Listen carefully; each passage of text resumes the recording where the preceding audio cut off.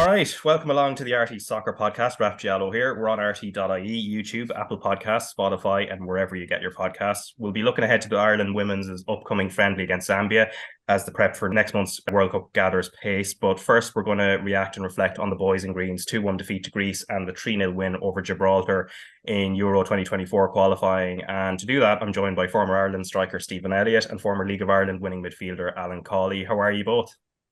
Good, Raf. Good stuff. Alan, I heard you mentioned you were in the stadium last night for the Gibraltar win. How did you find it?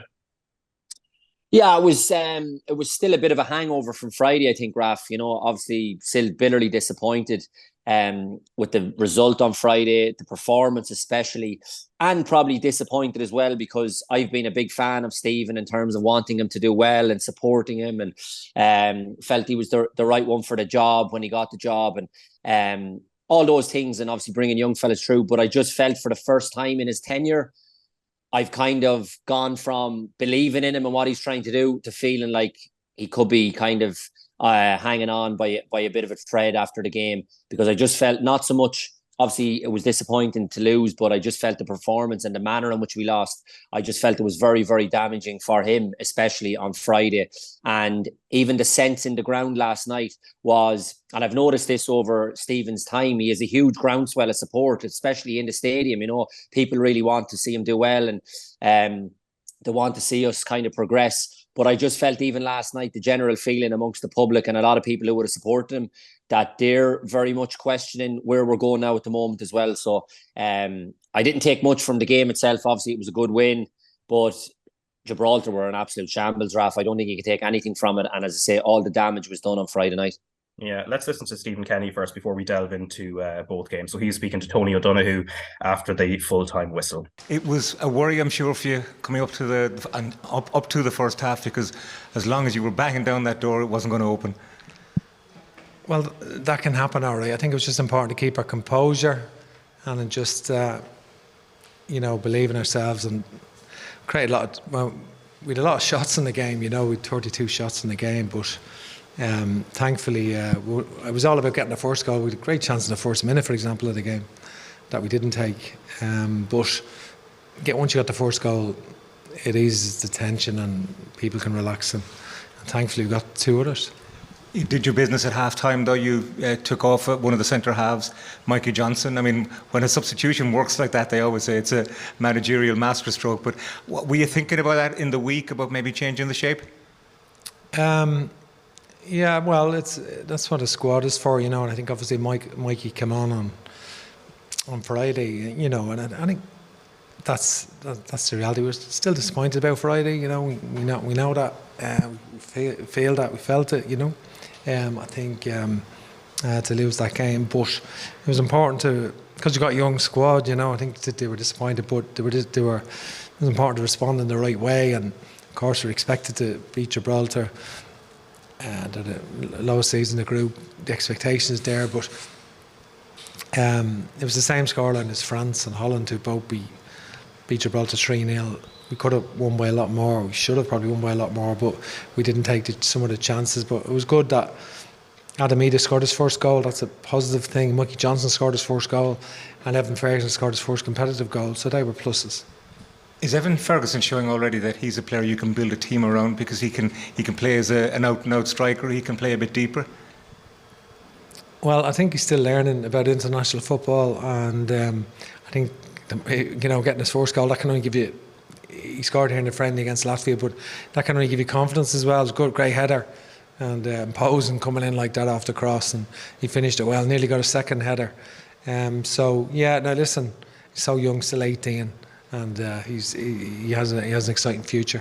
You mentioned it's such a young team, and James McLean spoke about, I suppose, dealing with the pressure with those young people. Were you concerned if the result didn't go well tonight, that the pressure would just continue to build? Well, I think the main thing for us, I don't let that enter the way I'm thinking. I think we need to just focus on the task ahead, and that's the match, prepare accordingly. And some of the players that came in did well. Obviously, Jamie McGrath came in and did well tonight, and it's unfair to pick players really. Jason Knight was absolutely flying. It was great to see that from Jason. Only took him off because he gave me a shout about he had a tight hamstring, and so I had to get him off and look after him. But looking forward to the September window now and the big games ahead. Well, they are big games, and we've got France and Paris on a Thursday, and here against Holland on a Sunday night, which is an epic 2 games in a 3-day period. Thursday night in Paris, Sunday night here. Place will be electric here with Holland coming, and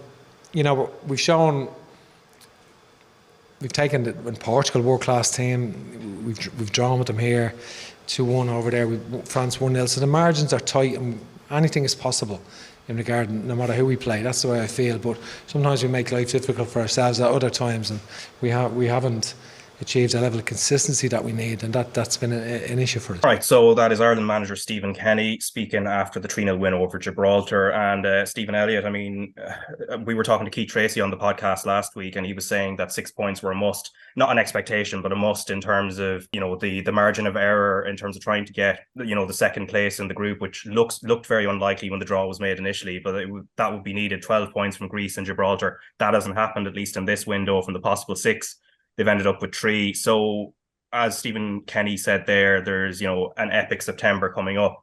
It just leaves Ireland in a very tough position, doesn't it? Yeah, I think the Greece game, I think even listening to Stephen's demeanour there, like his body language, you can still tell he's kind of like hurting from the Greek game. And that was the game. Listen, Gibraltar, we can talk about Gibraltar all day long. Every team has beaten them 3-0 in the group. Like Al mentioned earlier on, they're not very good. They're an awful team, and any kind of decent outfit beat them. But the damage was done in Greece. Listen, we're talking about the qualification now. We've no chance now, really. We needed to get a draw even out in Greece, but ultimately we needed to beat them, and we ended up coming away with nothing. But now this qualifying campaign is over. We've got 2 games coming up in September now, and away to France.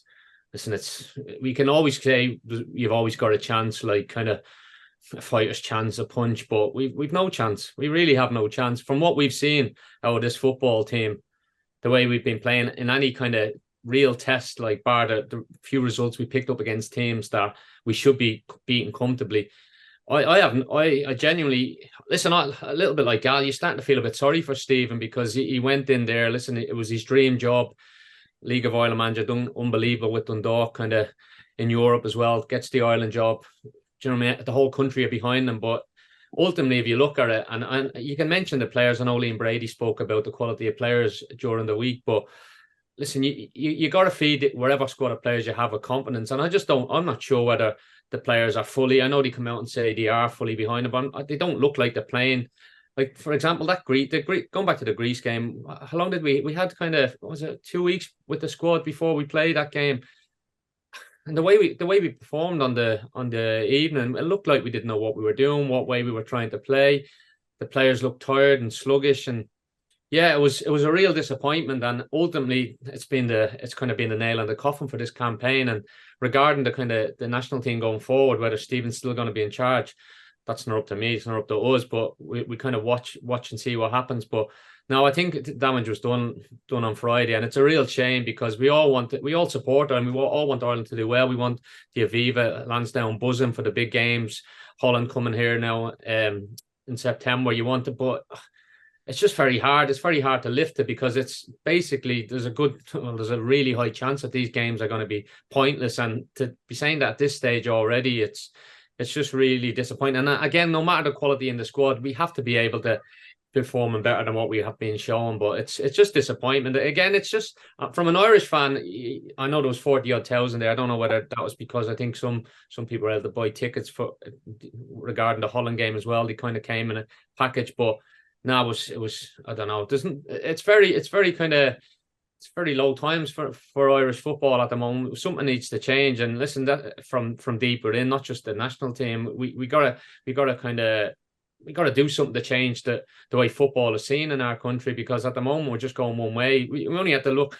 We talk about the players. Like, listen, they're not as good as what we used to have to pick from, but ultimately we're still okay. We need to be doing more, and that's, I don't know. It's just a shame. It's just a shame, because we have 1 or 2 players that you think, you know what, we might be turning around the corner, likes of Ferguson, Nathan Collins, obviously, who was took off last night. But we have players that are playing at a really high level and have come onto the scene, where you just feel like we should be getting more out of them in the squad, albeit they're not at the levels we've seen in previous Ireland kind of generations.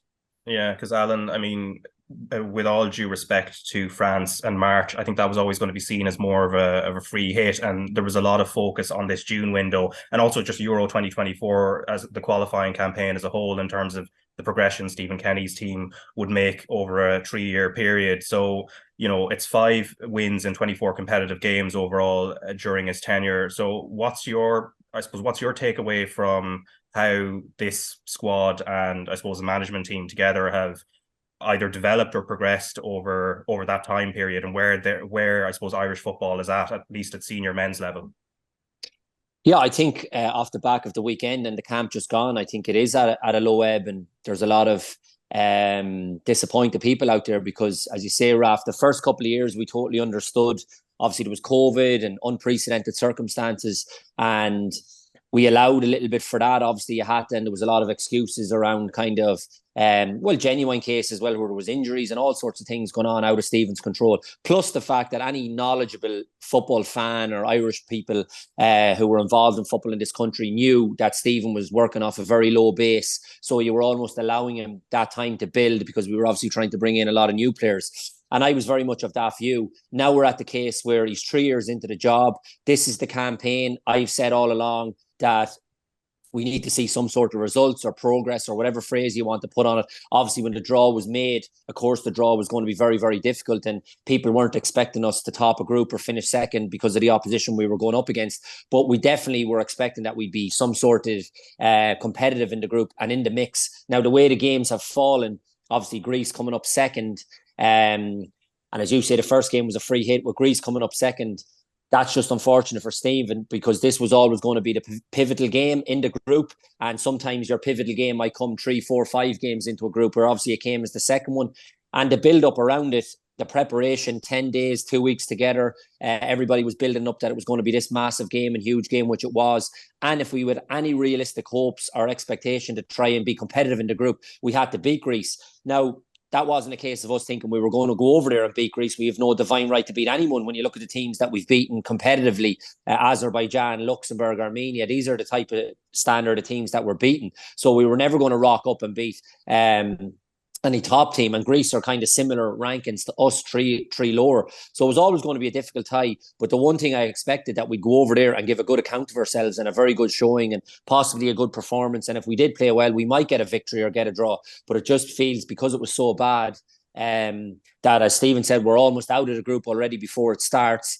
And can you honestly, realistically think, Raf, judging by the games that we've played already, the teams that we've beat competitively, I mentioned Armenia, Luxembourg, Azerbaijan, the only one we've beaten in the top 60 in the world was Scotland last year in a competitive fixture, and obviously Gibraltar last night. They're all, the average rankings of those teams that we've beat, I think, is 121.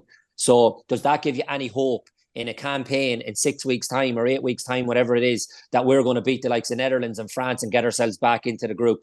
So as much as I say, I was all for Stephen, and I was, and you look at it now 3 years in, and I can't be a hypocrite about it. I said this was the campaign that they were going to judge him on, and that I was going to judge him on as well. And you have to get results 3 years in, and unfortunately they fell way below the standard on Friday night, and that's where the damage was done. Yeah, and the team selection for Athens, I know, Stephen, you were looking at it. I know you tweeted about, like, you were surprised that Obafemi didn't start on the night. Now, he started against Gibraltar. Did you find that a little bit strange, maybe in the sense, in terms of the way those teams were going to set up? Gibraltar were going to sit deep, so maybe Ida would have been better off starting that one. And the spaces that Greece would probably leave, being the home team in Athens, that maybe Obafemi would have been better running into the channels there.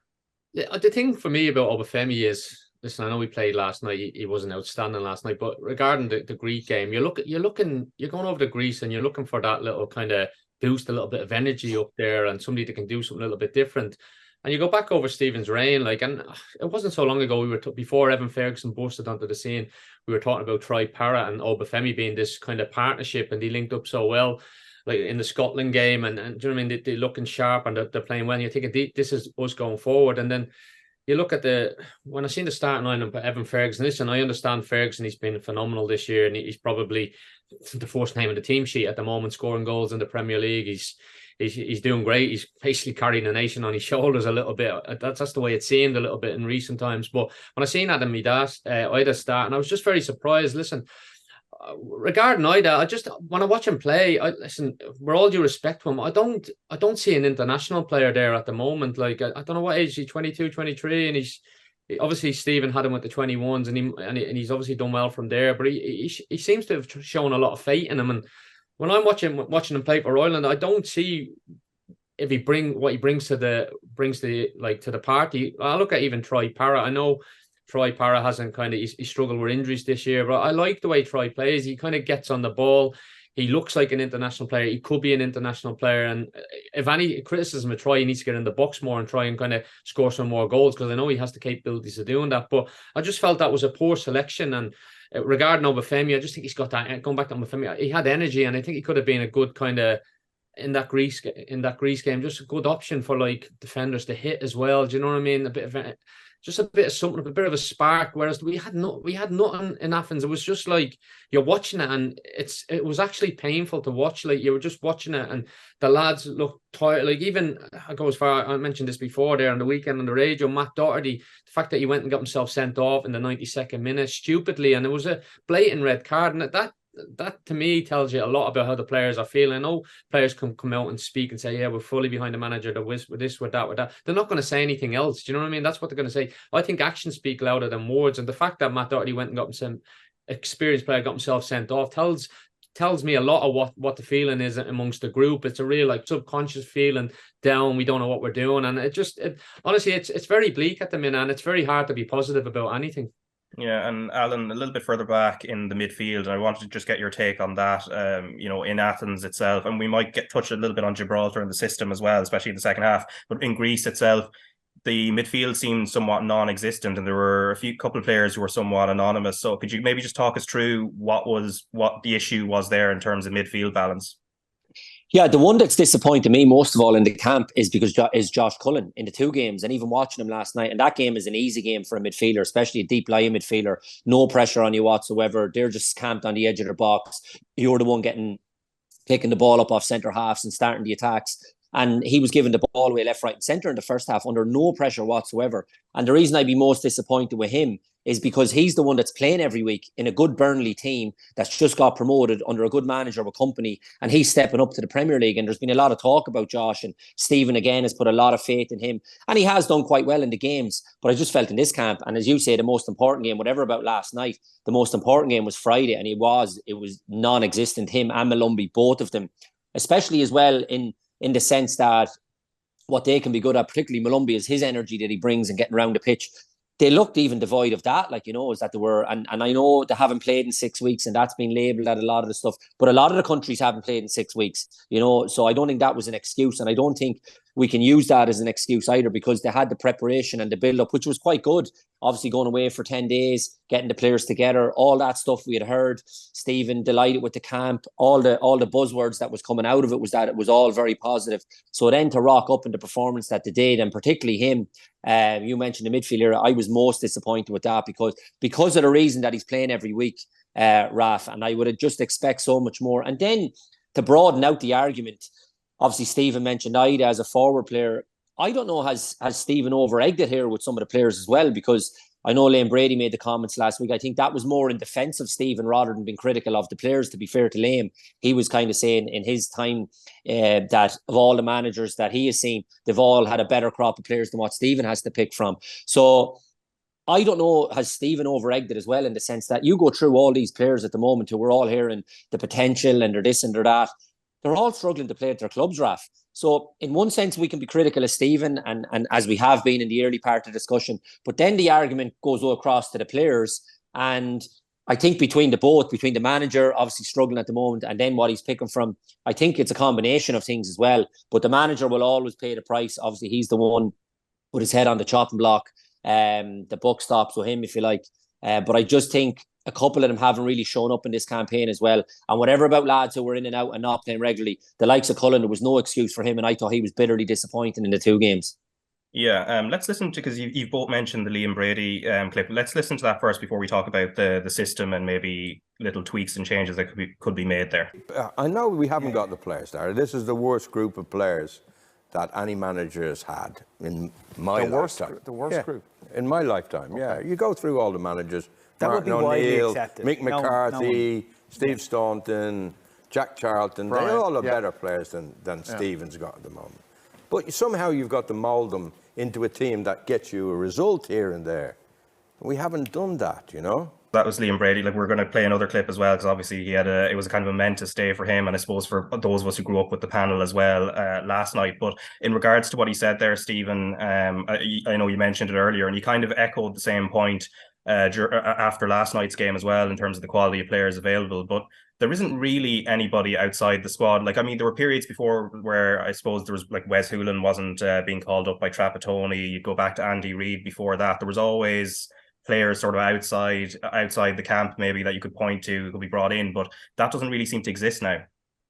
No, it doesn't. And listen, let's be real here. Like, the point Liam, and I do agree with Alan, I don't think Liam was having a pop at Stephen Kenny there when he mentioned that. I think it was more of a kind of just highlighting the reality of the players that we have to choose from. We haven't got a great we haven't got huge quality to pick from, and like you say, a lot of the players that are in the squad aren't playing regularly. But that kind of, for me, that kind of, you can go back to Stephen Kenny, then his team selection. Like, if that is the case, sometimes you got to stick with a kind of a team and a squad. Like, for example, I know obviously O'Shea was injured, like, but to bring Lenihan in the Greek game was a bit of a strange one as well. Like, out of nowhere, he's not being played, and then all of a sudden he's playing in this big, massive game.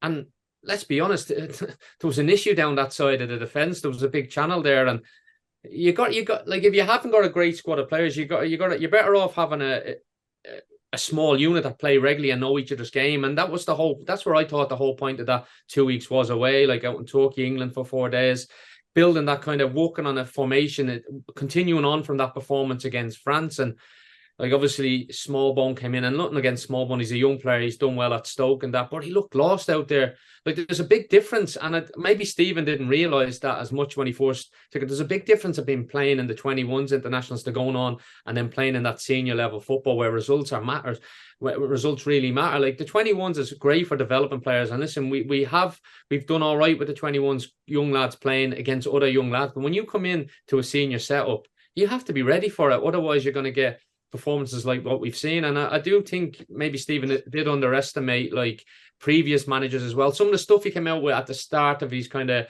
how we should be playing better. And listen, great, we all want Ireland to play better, but sometimes you have to kind of make do with the kind of hand you have and make it kind of flow as well as possible that you can. And I don't know, I just think he's a bit...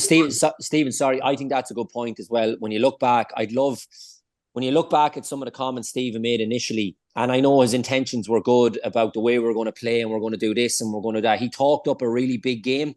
And I think now he might be looking back thinking maybe I might have over-egged it a little bit, or I might have been too bullish in his comments, where if he was a bit more cautious, obviously he was new to international football as well, if he was a little bit more cautious in the sense, because now that's the stick everybody's beating with him. You look at the criticism, everybody is saying, where's this football we were promised? Where's this flamboyant style? All this kind of nonsense. And we know from watching football, especially Ireland over the last how many number of years, we were never going to play like that. You're never going to turn them into what he would. So there was a balance to be met in the sense that... To be fair to Stephen, like, I think he has that bit of stubbornness, but at first, like, he started off for a back four when he first came. That was the way he played. And then all of a sudden, by kind of default, he went to a back three, and we stuck with the back three. And then you go to last night's game and you're thinking, we don't really need three centre-halves. And I know he changed that at half-time, to be fair to him, but you're playing at home to Gibraltar and you've got three centre-halves playing. It was like... And at Dundalk as well, Stephen, he was always 4-3-3. That's what I'm saying. He was known and playing that way, and he had success with Dundalk, and obviously a few results went against him. And you were thinking, right, he wasn't stubborn enough to kind of, right, okay, we're going to play with back three here.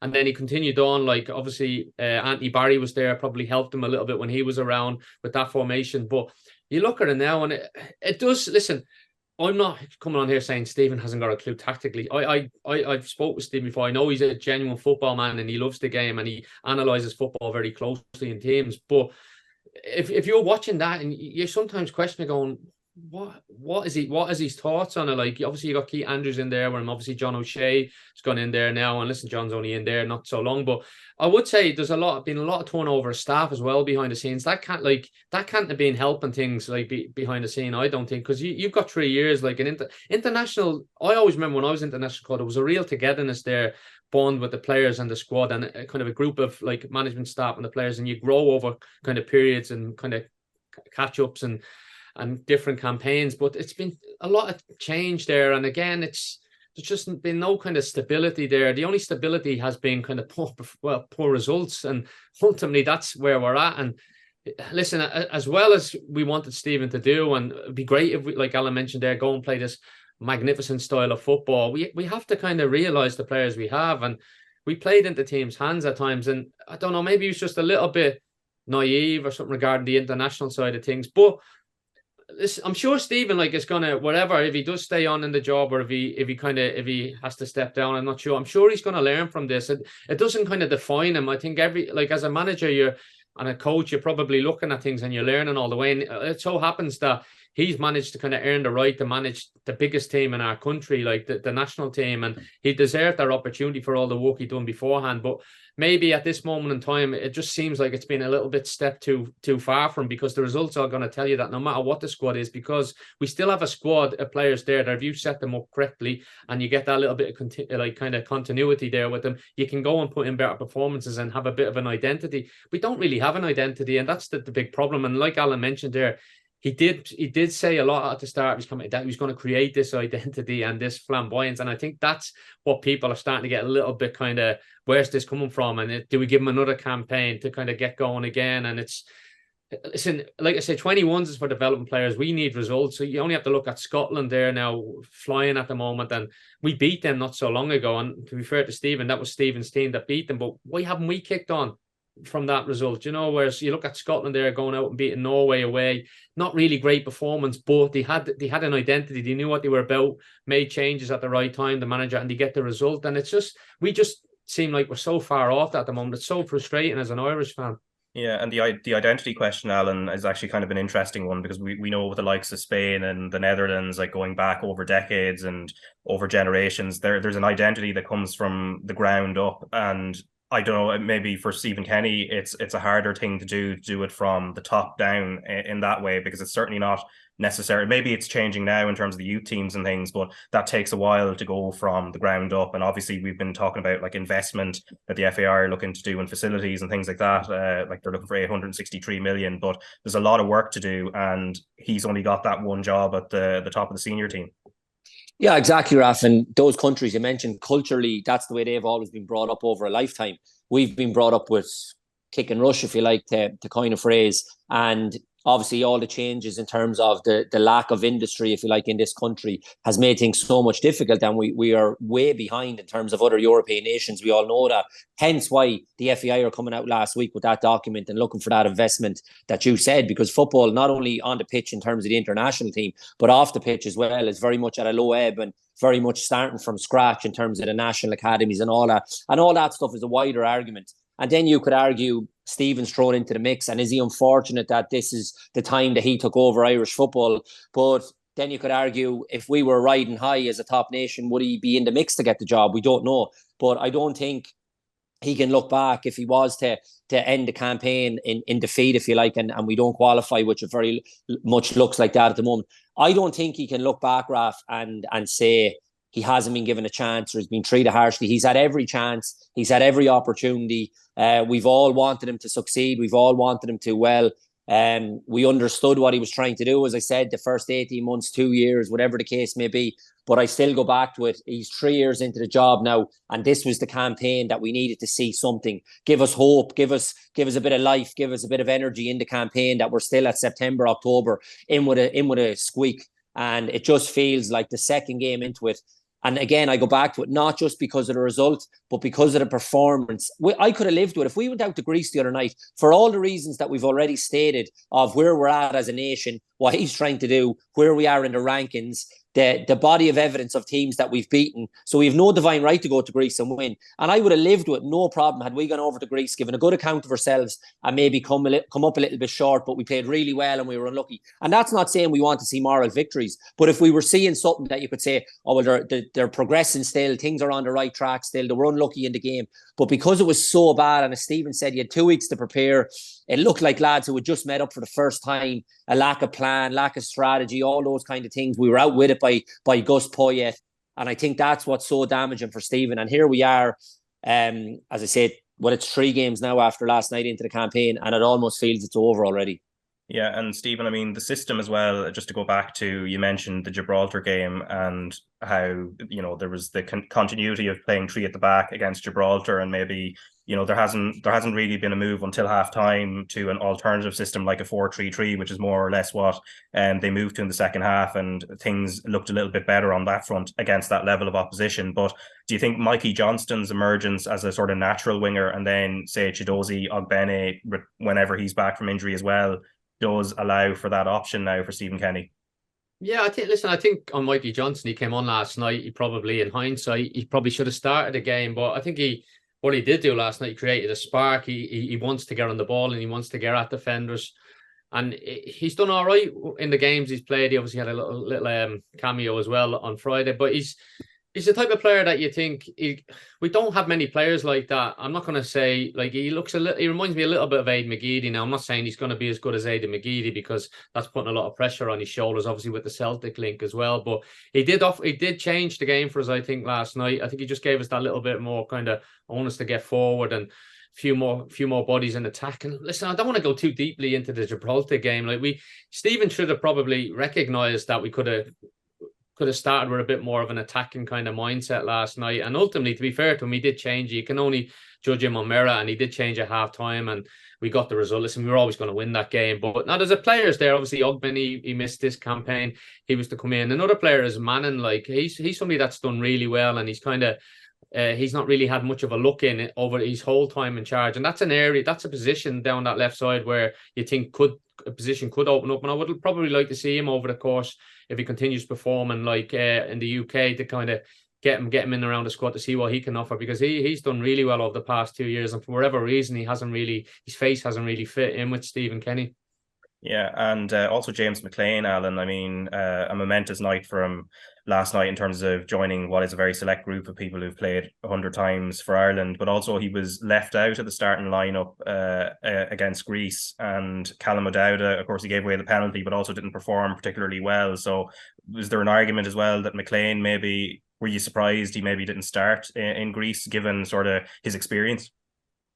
Yeah, that's a fair point, Raf. But these are things you can always debate after the event. I think, to be fair to Stephen, he spoke very fondly about Callum O'Dowda. I know he likes him, and I think it was probably in his thinking that O'Dowda would give you more going forward. But unfortunately, that's all good and well when you have the ball. But because Greece had so much of the ball, what is he going to give you out of possession? And he's not a defender. He's a winger playing left wing back, and he got exposed badly. And I think as well, what Stephen said earlier about Darragh Lenihan, obviously those two, that combination, I'd say it was the first time they've ever played together down that left-hand side, the left-sided centre-half and the left wing-back. And crazy, you could see really, isn't it? In a game like that, it's crazy to put them two in. Again, and this is where we're at. Like, why has he done that? There's obviously, I'd like Steve to come out and actually somebody asked him, why have you done that and not kind of continued on? Like I know, why not play O'Shea? Just continue that back three. They know each other's game and continue. I think with the O'Shea one, obviously he hadn't played a lot of football. Yeah, he was injured since the front. But Lenihan was playing every week with Middlesbrough. Yeah, but 6 weeks from the end of the season, you can kind of organise an in-house game, get somebody out. Like, it's one-off international game. I think you can get yourself ready in that position, and I think I think he's good enough to kind of be able to play that. I don't know. See, it goes back to, again, Raf, I suppose, the whole debate since Stephen came in about the fact that the way he wants to play, or do you be a bit more pragmatic? And you're away to Greece, so play McLean. It might be viewed as the negative one, but he'd be much more solid defensively.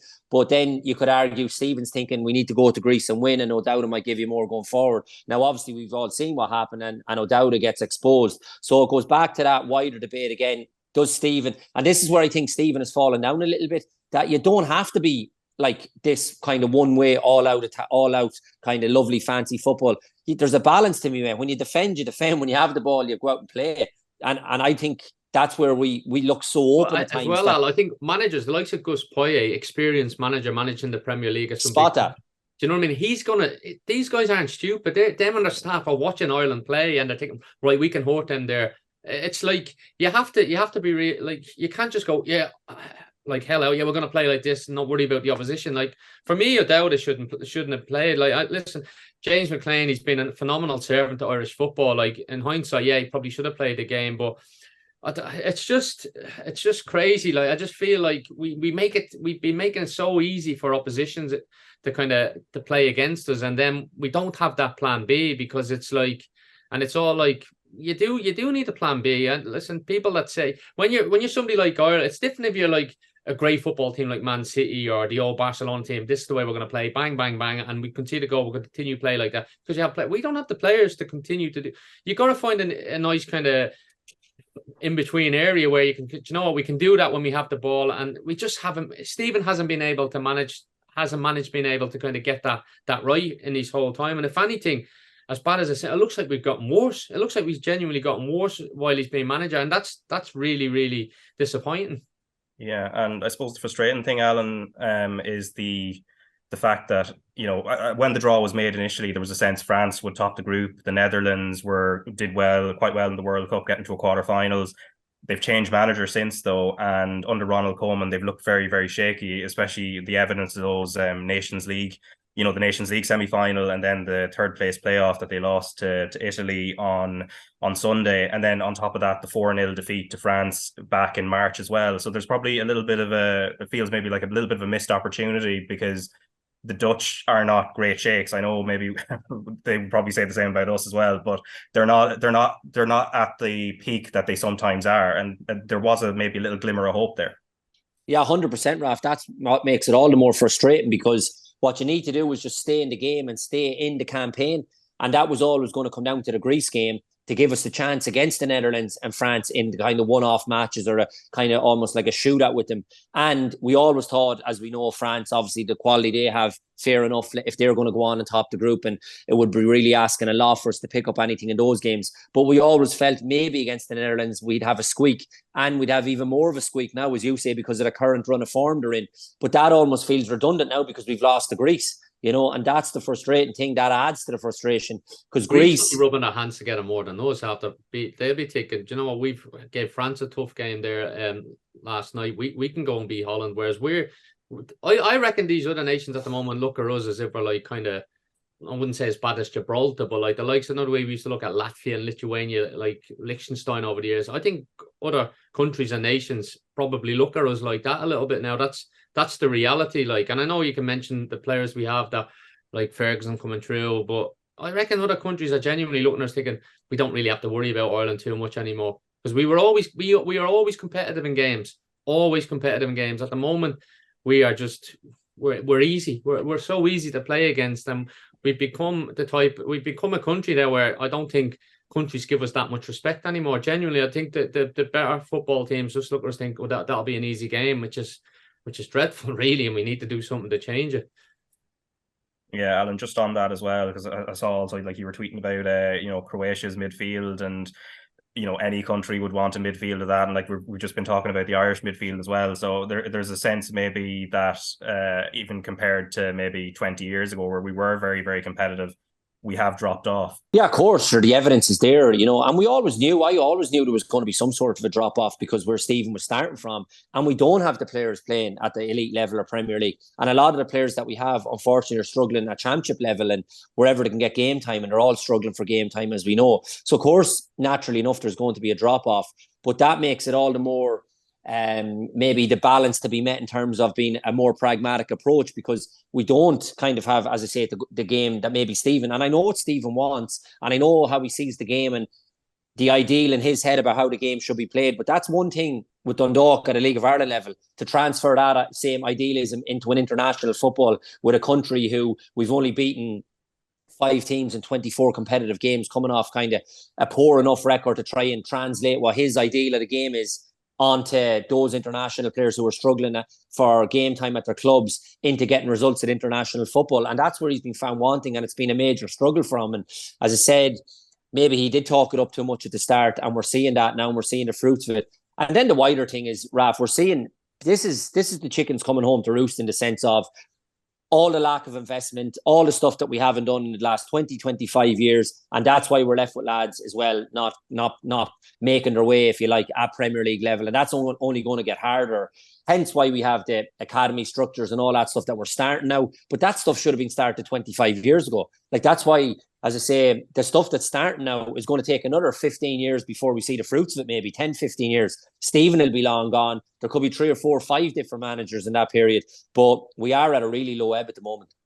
Yeah, and as we said, France are up next on the 7th of September, so not exactly the easiest game to come back to, and it's in the Parc des Princes in Paris. Obviously, the Stade de France is currently not usable just with the Olympics coming up next year, and then, as we've said, the Dutch are coming to the Aviva Stadium 3 days later. But for the Ireland women's, they have Zambia live on RT2 and the RT Player on Thursday at 7 p.m. So this is the first of the immediate warm-up games for the World Cup. Kickoff is going to be at 7:30 p.m. And in the build-up to this, I was talking to my RT Sport Online colleague, Anthony Pyne, about the match and also about the opposition, Zambia, what Ireland can expect, and also the streamlining of Vera Pauw's squad. It does feel very much that this run towards the World Cup, it's very much getting real now. We're at that point. It's a month away, and obviously when you start hearing words like World Cup warm-up, it definitely feels that way. Yeah, there was an open training session at Belfield at UCD on Friday morning. There was about 1,200 fans there, and terrific excitement and camaraderie between the supporters and the players, as there always is. That they're really good with the fans like that. You know, they give an awful lot of time back to them, and you know, I think they appreciated the turnout, and everybody was in good form and good spirits and looking sharp. Leanne Kiernan was in with the group. You know, Leanne's season was decimated by a bad ankle injury, but she's part of this extended panel, and she's one of the players that will really hope to get a decent shot against Zambia on Thursday at Tala, because you know, she hasn't played a lot of football for club or country. She hasn't been involved at all really since last September. She was in the squad for the game in Slovakia, but you know, she hasn't been in since then. So she spoke to us afterwards, and she's obviously excited and hoping to get a swing, and there'll be a few others in the same boat.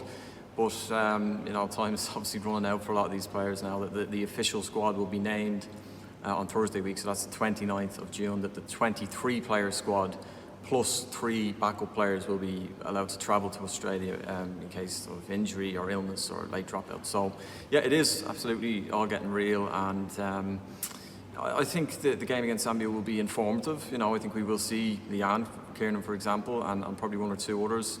But at this stage, you'd have to imagine that Vera Pauw has a pretty good idea, in fact, more than a pretty good idea of what that 23 is going to be. Aoife Mannion is her main injury concern at the minute. She's still in a protective boot. She tweaked her knee, a ligament in her knee, in training with Manchester United.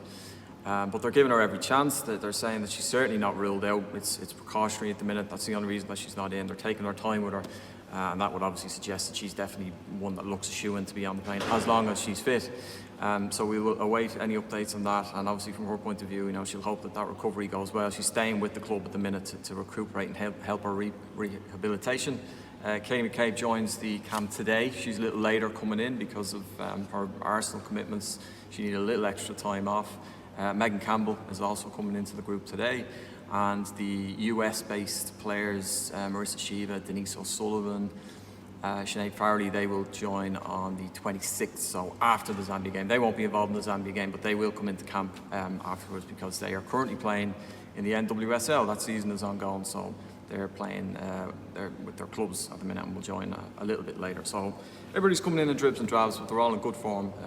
Raf, and looking forward to this game at Tala against an interesting opposition in Zambia. Yeah, interesting you say, and also interesting why Zambia were picked now. They're possibly, and usually when teams do this is all about taking on teams that are in the same confederation as opponents. Nigeria being, of course, in Ireland's group, and Zambia beat them in the Africa Cup of Nations last year to finish 3rd. So they're obviously quite a strong team, and I know we've been speaking to a Zambian journalist about them as well.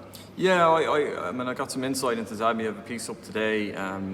They are not the finished article. They're a little naive defensively, and that's probably their main weakness at the moment in terms of their organisation. They're a little bit naive because they're so attack-minded. But certainly going forward, they are loaded with pace. They have a lot of talent in the top third of the pitch from midfield up. A lot of quick players. I mean, the main star for them is Barbara Banda.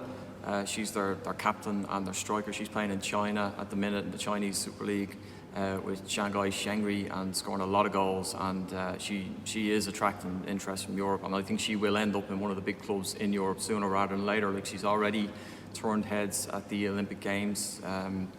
She scored back-to-back hat-tricks at the Olympic Games, and she then subsequently missed the women's AFCON because her testosterone levels were too high. This can happen naturally, that's the case with her. It's a natural occurrence, but she actually took medication to try and bring her testosterone levels down, and she couldn't get them down sufficiently, and she wasn't allowed to play.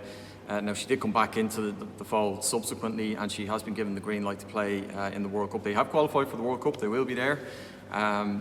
They're not as strong as Nigeria, but they are dangerous opponents, and they are a common force. They've got a lot of good, hungry players who are looking to get moves to Europe, you know, and they've a lot of ability as well around Barbara Banda. A couple to look out for, Everine Katongo is very skillful dribbler, will always look to try and take players on. Giamara Mapepa is sort of is another very quick, direct, wide player. Grace Chanda, really clever player. They're sort of their equivalent to Denise O'Sullivan. She's like the ties things together. And Rachel Nachula is now a little older. She's well into her 30s at this stage, but she is a former 400-meter sprinter, and she actually represented Zambia at the Olympic Games. So again, quick.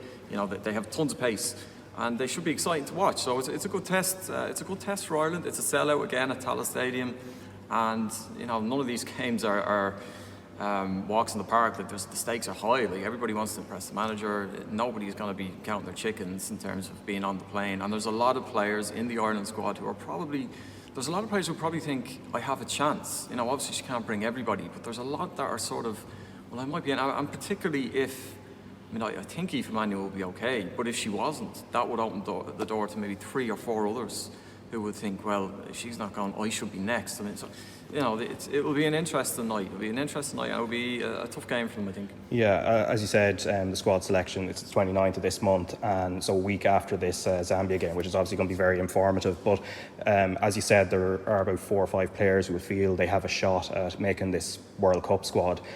How many positions really, though, do you feel are up for grabs within the 23? Because it is a tight 23. It's not like the 26 that was in the Men's World Cup just back in December.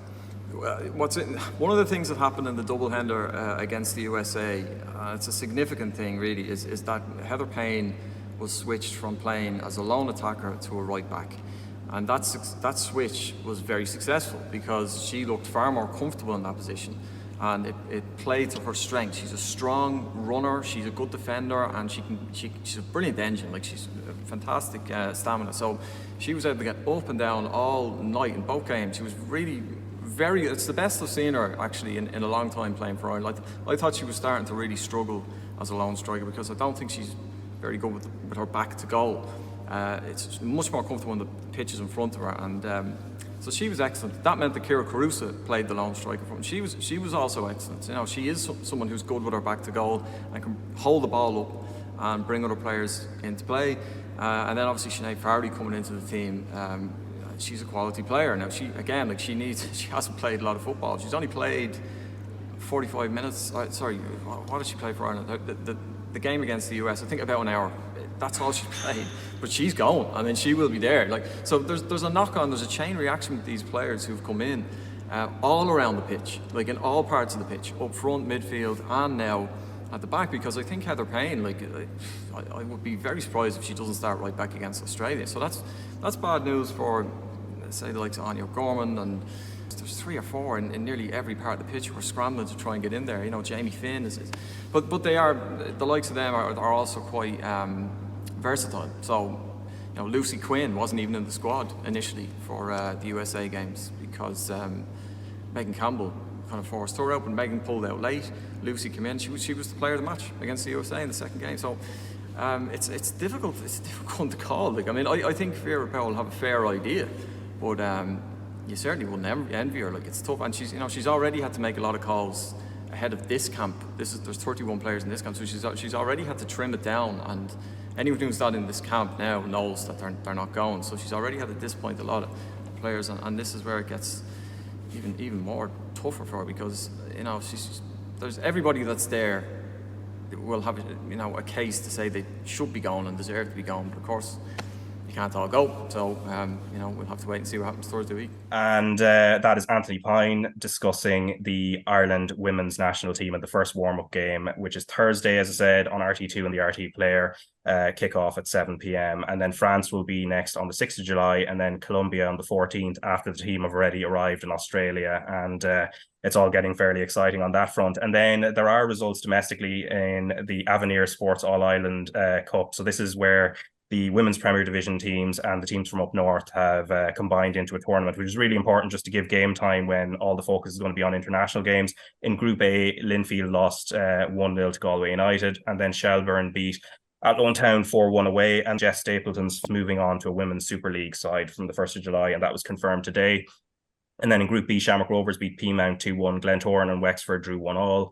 In Group C, Bohemians won 3-1 at Sligo Rovers, and Cliftonville beat Sion Swifts 2-1. And in Group D, Cork City beat DLR Waves 2-1, and Crusaders beat Treaty United 3-2.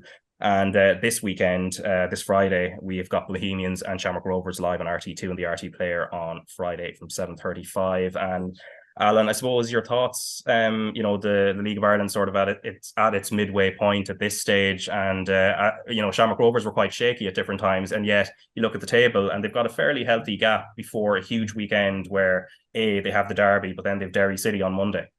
Yeah, massive weekend with the two games, Raf, as you say, and they have opened up that gap. And I think the focus has to be on the other teams, because, as you say, we haven't seen Shamrock Rovers. Like, obviously, they got off to the kind of shaky enough start by their standards. I think the amount of draws, there was 5 draws out of the first 6. Then they went on the unbelievable run. Then they lost a couple of games as well. But yet they're still here. We are at the mid-season break, 6 points clear and looking very, very comfortable. And I just think I've been disappointed with Derry overall. Obviously, Bohemians, to be fair to Declan Devine, it's his first full season. So if he was to finish in the European places, I think that's a really good return for him. We never really viewed them as title challengers. Derry was the one that we were hoping we'd put it up to Shamrock Rovers. And obviously, I know they're only 6 points off it or whatever, but that hasn't really materialised yet. Next Monday's game, obviously Friday, the game is on the telly against Bohemians, a huge match. I'm looking forward to that, Raf. But next Monday, I think Derry have to go to Tala, regardless of what happens Friday against Bohemians. For Shamrock Rovers, I think Derry, for themselves, just to give them that boost to feel as though they can put it up to Shamrock Rovers, I think they have to win in Tala. And they did do that last year, to be fair to them. But it's a different story this year, and I think they have to get that victory next Monday to have any chance. But it's just hard to see past Shamrock Rovers at the moment. They're cruising. Yeah, and then also the draw for the Champions League qualifiers and also the Europa Conference League ones have just happened. Actually, while we were on air, the Europa Conference League one happened. But Shamrock Rovers have been drawn against the preliminary round winners in the Champions League first qualifying round, and the clubs that they could face when that preliminary round is done is either from Andorra, Montenegro, San Marino, and Iceland. And then when we look at the Europa Conference League draw as well, there's Dundalk against Bruno's Magpies with Gibraltar, and Derry City taking on HP Torchaven or Faroe Islands, and then St. Pat's are up against F91 Diddeleng of Luxembourg. So, I suppose the takeaway from this, they're fairly favourable opening draws for all 4 teams. Yeah, I would think so, Raf. And to be fair, the European stuff has been very good over the last kind of couple of seasons, with lots of teams doing well and getting runs, and obviously the chance to earn major money as well. As we know, the financial rewards to get through a couple of rounds is absolutely massive to the clubs. So they are favourable draws against teams you would think kind of similar standard to ourselves. So I would be very hopeful with the teams, obviously, as you say, that have been drawn in those games, that they would come out and maybe get through a round or two. Definitely from Shamrock Rovers' point of view, we're looking for them to be the flag bearers, if you like, and get through. Eventually, I know they're in the Champions League now, but eventually get through to maybe a Conference League group stage or whatever the drop down is as they progress through. So, and I think that's one eye that Stephen Bradley will have on as well. Hence the fact that he'll want to build up a cushion in the league, because the games will be coming thick and fast. And that's the only way I see now a team closing the gap on Shamrock Rovers, is that if they do get into, I suppose, a really deep run in one of the European competitions, and they're playing Thursday, Sunday, or whatever the case may be, that gives hope to the other teams as well, that maybe they might be take their eye off the ball or just distracted in terms of injuries or squad depth, whatever the case may be. But I do think those draws are favourable. And as I said, the last couple of years, the European stuff has been really positive around the league. So hopefully that's more of the same this year, Raf. Yeah, and we mentioned Liam Brady earlier in regards to his thoughts on the Ireland team at present, but also as I mentioned at the time as well, it's the end of an era. His time on the panel, his time with RTE as well. So let's just listen to him. I suppose his last words as part of the panel here, and then I suppose we reflect back a little bit. And it does seem fitting to get one final thought from our departing Liam. Liam, is there anything you want to? Well, I'd like to say a great thanks to RTE for giving me the chance to sit here for the last 25 years and do what I do, get paid for talking about football. What a dream job. My grandchildren are coming to the Aviva now to watch the matches, so I'm going to be with them. Oh, it's not. I tell you what, it is much nicer to be with them probably than us watching football matches. Although they may not pay you, they might just take a few quid from your pocket instead. But Liam Brady, it has been an absolute honour and privilege. Thank you. Thank you. Okay, Liam Brady there with his final farewell. And Stephen, I suppose we've all grown up with, you know, Bill O'Hurley, you know, John Giles, Eamon Dunphy, and Liam Brady. That sort of panel was iconic, and it just does feel like an end of an era. Yeah, definitely. I think Liam Brady, listen, first and foremost, what a player he was. I know he's a bit before our time, but watching kind of footage of him when he used to play, he was, I think he mentioned last night before the game, he looked at the pitch, he goes, I never got to play in a pitch like this in Dublin. Like, so that probably tells you everything. I would have loved to see him play probably on the pitches that the teams play on now. He was a phenomenal player for Ireland, Arsenal, obviously over in Italy as well. But again, historically over the years on RTE, we're all similar age here. We would have grown up kind of watching the World Cups and the Euro campaigns where all the lads talking and having their own private jokes and all, and their little spats, and it was great television. And it was a natural. And listen, Liam, I met Liam years ago when he was Arsenal scout many years ago when I was a young lad. And he was always very knowledgeable about football and very warm and a very welcoming man. So listen, I wish him good luck. I wish him all the best in his retirement. And listen, he's going to spend a little bit more time with his grandchildren in Grey. Yeah, and Alan, I suppose the final word to you as well, just on Liam. I suppose that entire panel, you know, there was a sense that they saw that, you know, they spoke of the football as they saw it. Like there was no prevaricating or anything. It's what they saw, and that's what they would say. Yeah, absolutely, Raf. We all grew up with it, and golden moments really with those three, and Liam, John and Eamon. I was fortunate enough to do a bit of work with Eamon as well, and absolutely brilliant times together with him, and just to listen to him, and so passionate and brilliant and cranky and all the things that we've seen over the years. And Liam, as Stephen said, an unbelievable player first and foremost, probably one of the best we've ever produced, and then the career that he's had obviously in the media. And I thought it was lovely last night, Raf. There was no furore around it. I think that's what Liam is like, you know. I don't think he wanted to kind of a circus around the fact that he was leaving, just a quiet word. And I thought it was lovely that his last comment was all the years he's probably spent playing football and in the media stuff, missing out on moments, and now we can go to matches with his grandkids. It was lovely. Yeah, very much so. But that brings us to an end for this week's podcast. We're going to be back next Monday to reflect on all the weekend's League of Ireland, and also we're going to be following the latest from the Ireland women's camp as well as this squad selection approaches, and then obviously the big one, the World Cup, which is going to be live across all of RTE's platforms as well from the 20th of July onwards. But Alan Cawley, thanks a million for your time, and Stephen Elliott as well. Cheers, Raf.